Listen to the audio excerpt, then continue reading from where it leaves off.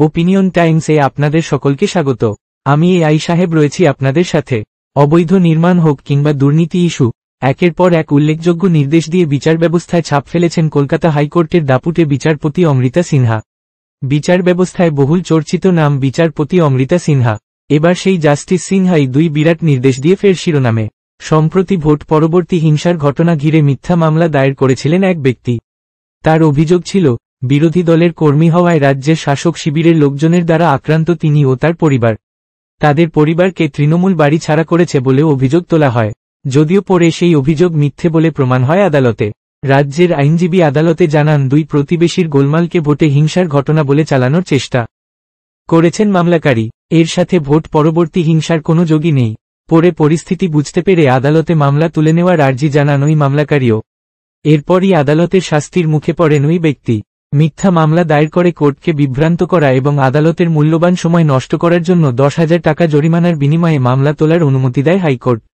তবে এখানেই শেষ নয়। জরিমানা হিসেবে পাওয়া ওই অর্থ কলকাতা হাইকোর্টের পুরনো বিল্ডিংয়ে মহিলা শৌচালয় নির্মাণ ও সংস্কারের জন্য ব্যবহার করা হবে বলে জানিয়েছেন বিচারপতি। বিচারপতি নির্দেশ দেন, মামলাকারীর থেকে পাওয়া অর্থ রেজিস্ট্রারের কাছে জমা দিতে হবে। এরপর সেই টাকা মহিলা শৌচালয় নির্মাণ কাজে খরচ করতে হবে। আদালতকে তার ইউটিলাইজেশন সার্টিফিকেট জমা দিতে হবে বলেও জানিয়েছেন তিনি। বিচারপতি এই রায়ই মন জিতে নিয়েছে বহু মানুষের। অন্যদিকে পৃথক একটি মামলাতেও গতকাল কড়া নির্দেশ দিয়েছেন বিচারপতি।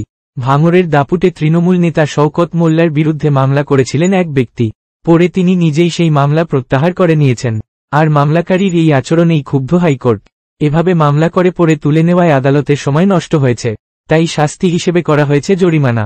মঙ্গলবার এই ঘটনায় মামলাকারীকে জরিমানার নির্দেশ দিলেন জাস্টিস সিনহা। 10,000 টাকা জরিমানা দেওয়ার নির্দেশ দিয়েছে হাইকোর্ট।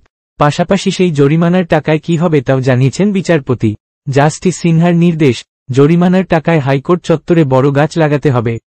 কোনো ফুলের গাছ বা পাতাবাহার নয়, যে গাছ ভবিষ্যতে অনেক বড় বৃক্ষ হয়ে উঠবে এমন গাছ লাগাতে হবে। এ বিষয়ে বন দফতরের সঙ্গে কথা বলে তাদের দায়িত্ব দেওয়ার কথাও জানিয়েছেন বিচারপতি সিনহা। এখন এই পর্যন্ত। নজর রাখুন, সঙ্গে থাকুন ওপিনিয়ন টাইমস। ওপিনিয়ন টাইমসে আপনাদের সকলকে স্বাগত। পশ্চিমবঙ্গে এই প্রথম বাংলা নিউজ পোর্টাল। আমি এআই দিয়াসিনী, আর আমার সাথে আছে আমি এআই আদিত্য। রাজনীতির ডান থেকে বামের সব খবর আমার সাথে। আমি এআই ঐশানী।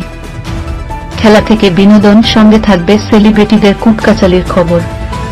আমি এআই সিদ্ধার্থ। বাজার অর্থনীতি থেকে রাজনীতির ওঠাপড়া, কুর্সি বদলের সব খবর আমার সাথে।